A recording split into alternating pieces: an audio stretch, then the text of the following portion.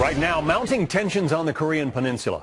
Tens of thousands turning out in the main square in Pyongyang for a mass rally supporting a new call to arms against South Korea and the U.S.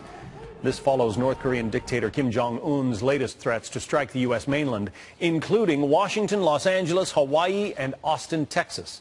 Kim warns he is preparing to, quote, settle accounts with the U.S. This after the U.S. deployed B-2 stealth bombers on a 13,000-mile round-trip flight to South Korea. Defense Secretary Chuck Hagel says the move was part of normal military training operations. But make no mistake, the U.S. will defend itself.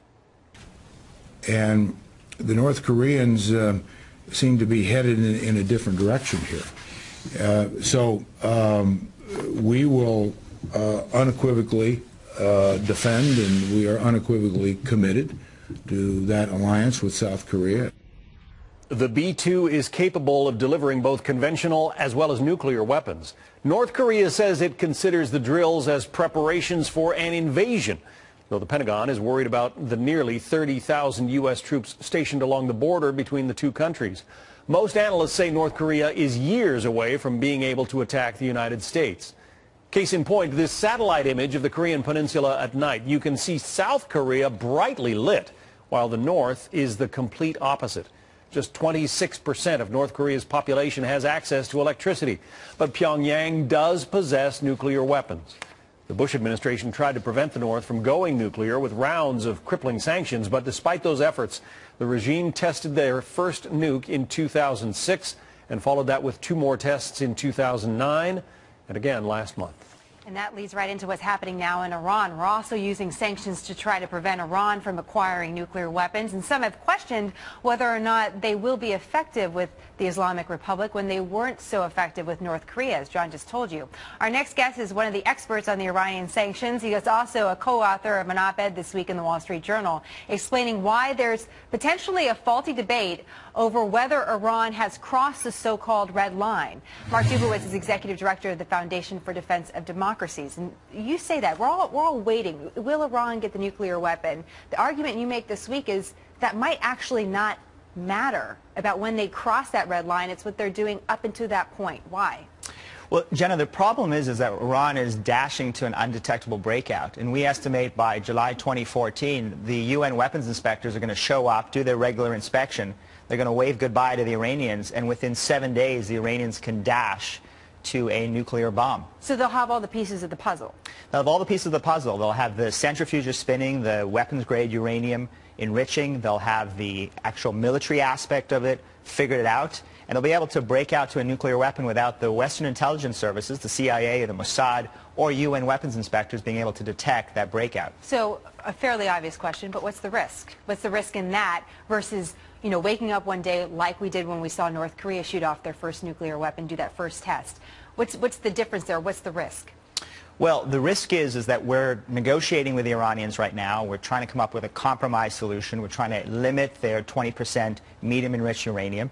And as these negotiations continue, the Iranians are getting closer and closer to that July 2014 date where they will be able to break out in an undetectable way. We're going to wake up one day, Iran will have had a nuclear weapon and tested it. So they could say, listen, we're not crossing the red line. We don't have a nuclear weapon. We haven't even decided we're going to have one, which is one of the arguments. But they're going to have all the pieces to it. So then strategically, they still have a little bit of an edge. Well, that's exactly right, Jenna. So Iran ends up with all of the strategic advantages of a nuclear power without even crossing the red line and running the risk of U.S. military strikes. They play the game of brinkmanship that we're seeing North Korea play. They blackmail us.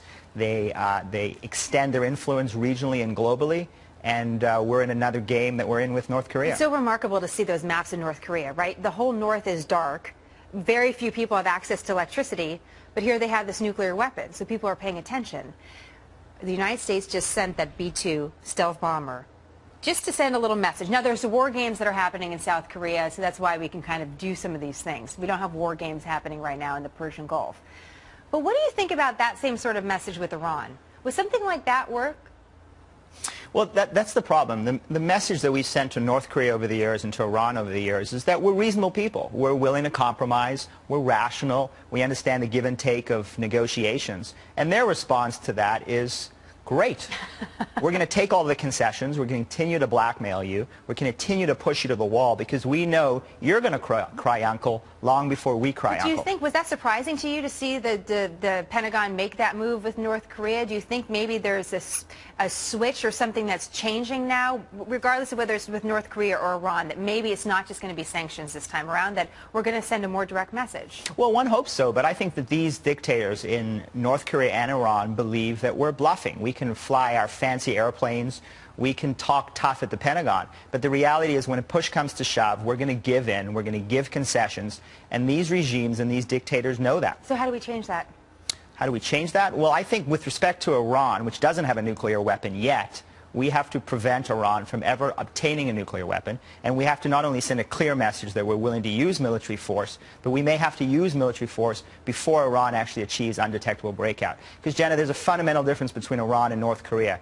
North Korea is a terrible regime, a Stalinist state, but it has no influence and it has a bankrupt ideology. The Iranians are looking for global expansion and global ambition. That's a key point. Something to keep in mind as we're looking a little bit to compare the two.